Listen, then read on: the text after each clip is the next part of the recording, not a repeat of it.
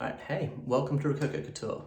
Today we're going to show you how to cut and install wooden lengths onto your plaster arrangements. So usually you buy these maybe from Bunnings or your local hardware store. They've got different varieties of moldings, but for these ones you want thin ones. Just whatever you want to run with. But the idea is that you want them to be of a similar height as your plaster, so they kind of blend into the overall arrangement.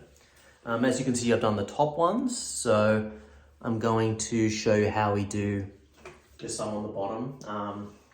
So the first thing you need to do is take measurement. Let's say this one here.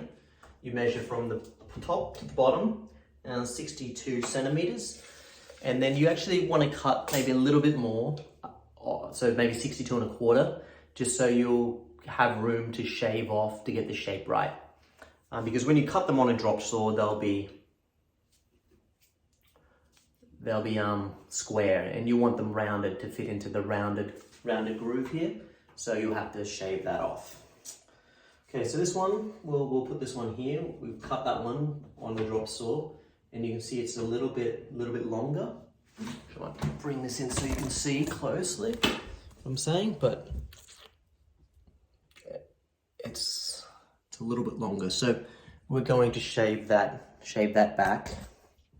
So usually I start from the bottom because that's a curve, and it looks a little bit nicer if we curve this one. So I usually just take the corners off. So with a Stanley knife, just gently just round the corners off, both sides, like that. So you can see how that's a little bit rounded now. And you'll find then that it fits much nicer into the groove. Okay, so now the top part. Okay, so I usually use a pencil, and there you can see up there. Now, if you look closely, you'll see we'll have to mark it where the plaster finishes, so we can know where to shave off the extra wood. So if you see here, we want to mark here, we want to mark here, just where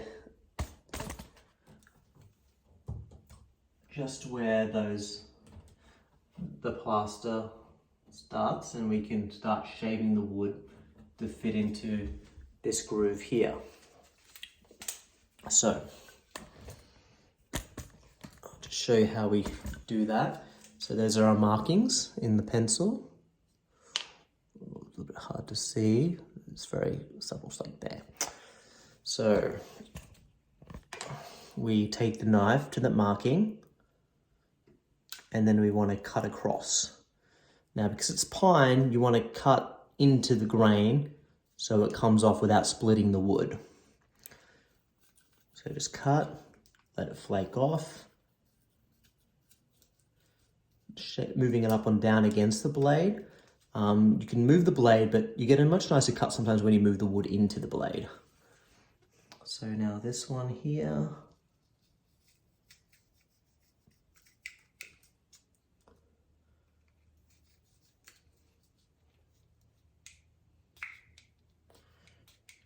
Sometimes you can saw it against the blade. And then once you've done a little bit of that, try not to. Okay, and then you want to put it back into the groove. And then again, reassess where the next cut has to be. So you can see we're getting kind of closer. Oops. It's easier to do this with two hands, but I would just want to show you with the camera. You can see we're getting closer. So we're just going to do the same thing we did before. I'm going to take a pencil, and just wherever the wood has to be shaved, we just mark that with the pencil, like that there. And then you just take your knife and And you don't have to try to take off too much at a time. You just want to take off the right amount. And then you just check it again. Take your pencil, find where you need to shave it. And then a bit more here. And take it down. And then you want to shave those parts that are black. You can buy the graphite. But there, the back here, we'll shave that.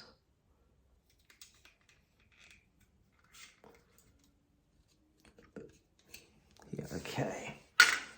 And then put it back in and see how that looks. It's getting closer. Get your pencil. This little corner here. Mechanical pencils are really good for that because it's very fine. So you just want to mark, blacken what you want to shave. Shave this a bit more. And then again, you take your knife and you run those black parts against the knife blade. If you take off too much, you won't have a tight fit.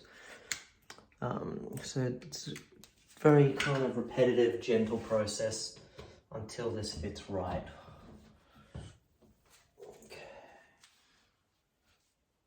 Shave a bit here. Shave a bit here. Shave a bit. Okay, take the knife.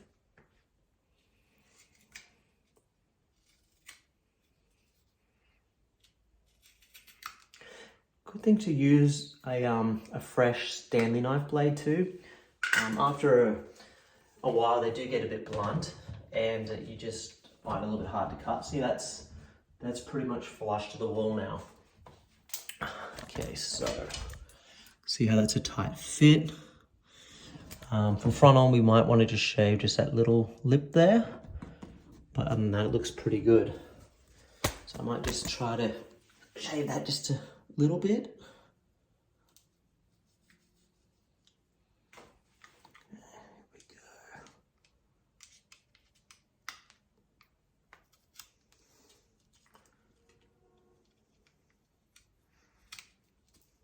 go. Okay. Now one last check. Good. Very, very good. Okay. So the next thing we want to do is we want to paint these ends in the same gold. So make sure you've got a bit of gold paint on hand in the same tone.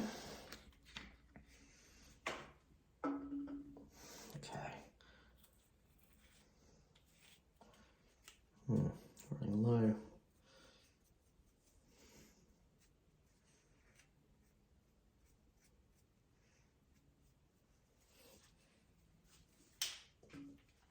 Okay.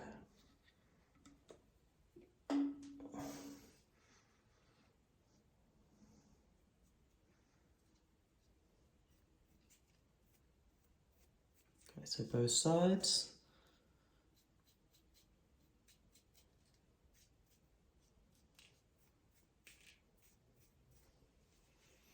Okay, and so you need to give that maybe 20 minutes to dry.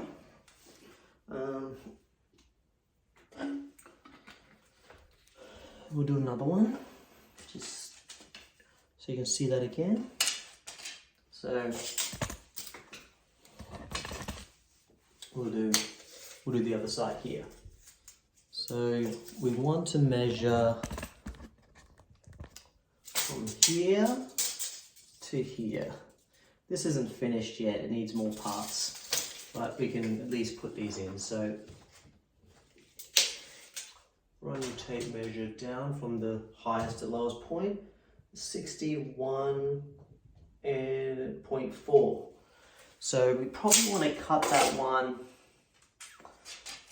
61.75, so 61 3/4. I've pre-cut that, we just see how it fits. Okay, we have to round the edges on the bottom, but it looks pretty good. So same thing, first we'll round the bottom off. Just Just take your Stanley knife, take the edges off. Okay, put it back up here and see how it fits now. That's fitting in a lot nicer. And then now at the top here, take the pencil and you want to draw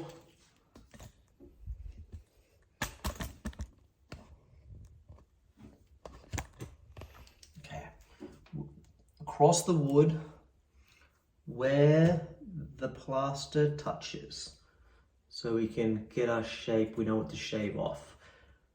Try not to shave off too much, so be very kind of cautious about where you mark at this point. But the main thing is you get the sides right. So bring your knife through and then just other side too.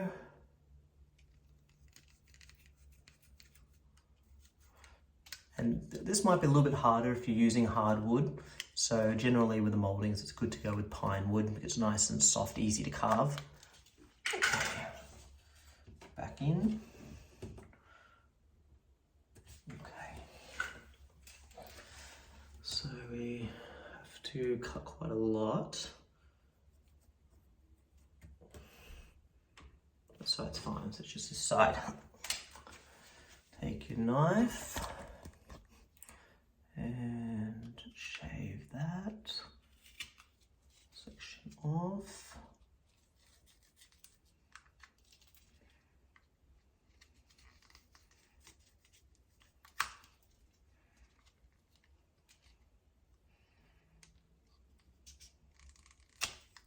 Okay.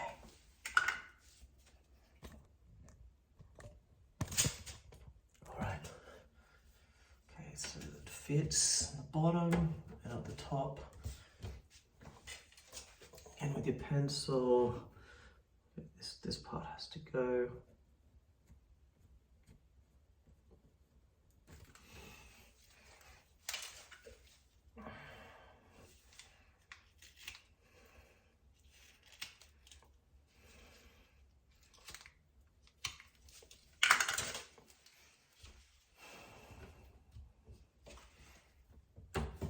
Okay, it's getting closer. So let's see.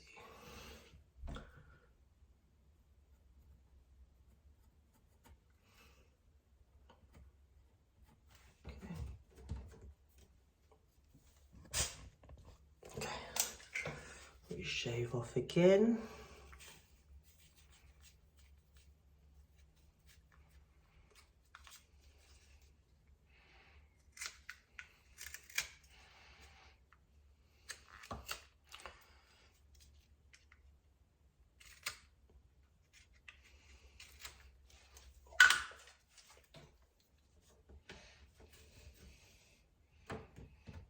Okay, almost there. It's almost flush. Take a bit there. You might cut a bit of this front. Just shave and nick off this bit. Okay.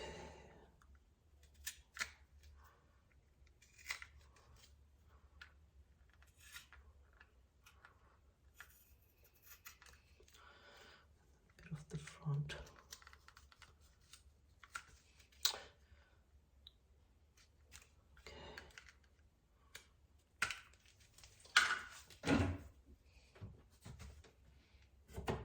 Okay, almost there. It's very close, which is pretty good. Okay, just one final shave here, and I think that would be it. Back with the knife. Okay.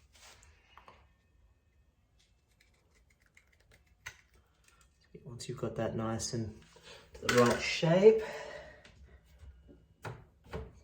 Okay, brilliant. Okay, then you want to just paint the edges of that.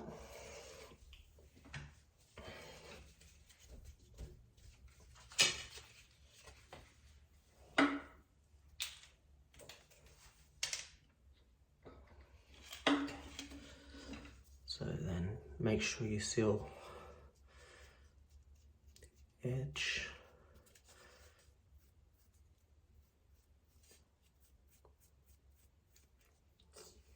Other side too, just the corners we cut.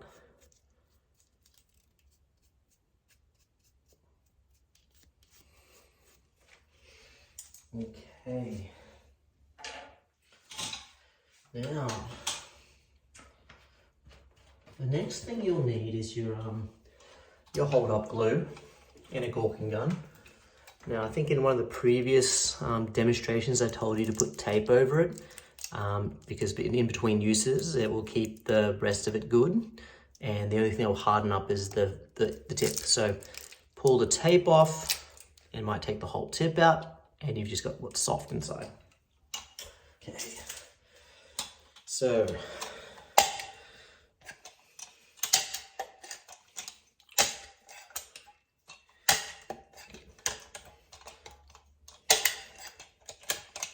okay, take the first one that you cut, or actually I cut, and what you want to do is dab all the way down with like this, every few centimeters. Just a nice dab in the middle. If you put too much, it will squeeze out the sides when we put on the wall.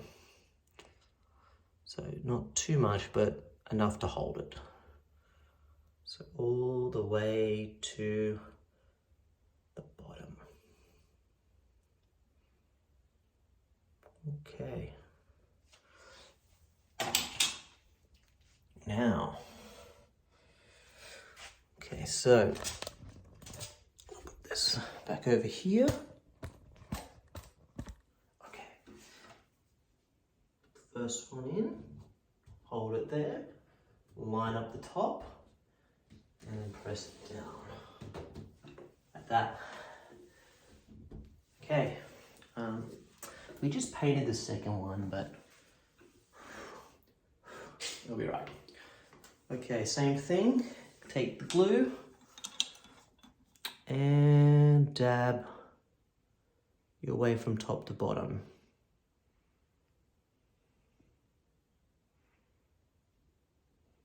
If you put too much, you want to get like a Q-tip and wipe the excess off.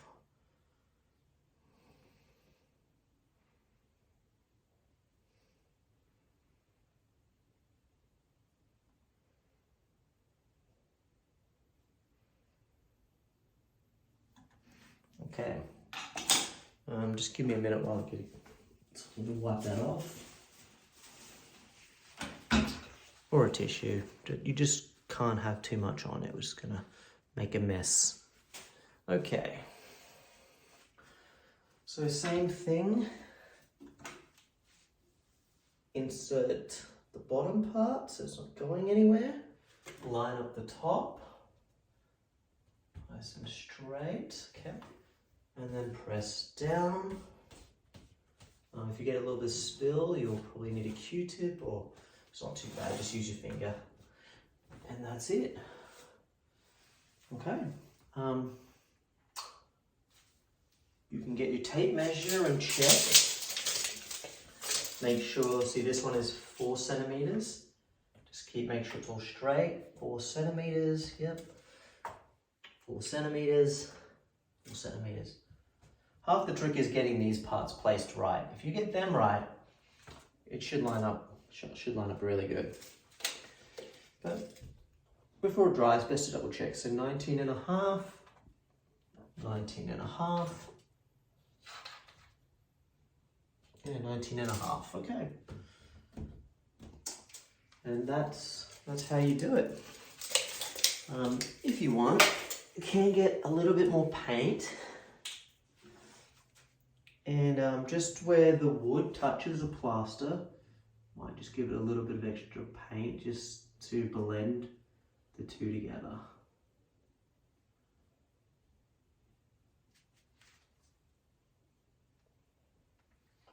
But if you cut it really tightly, that shouldn't be a problem. Okay, so that's basically it.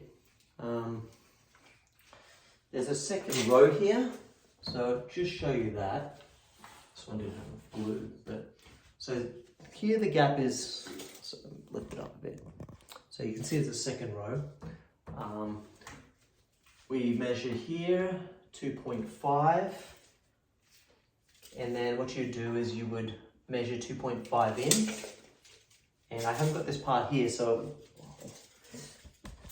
I can't really take a measurement yet, but once I have this part here, I can measure 2.5 in from there and take the length, cut it, and then do exactly the same thing you saw me just do in this video. So that's basically how you fit these wooden verticals into some of the arrangements. The only other arrangement that I have at the moment that needs them is this one down here.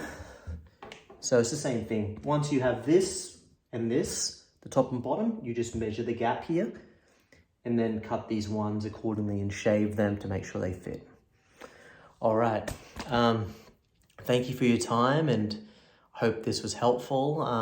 If you want to do these particular arrangements, cutting these wood things might be something that you'll have to do. So thank you. If you have designs at your own, or you want to do some rococo couture around a door surround or a window surround or a wall, just feel free to have a chat about it, and we'll help you out every way we can. All right.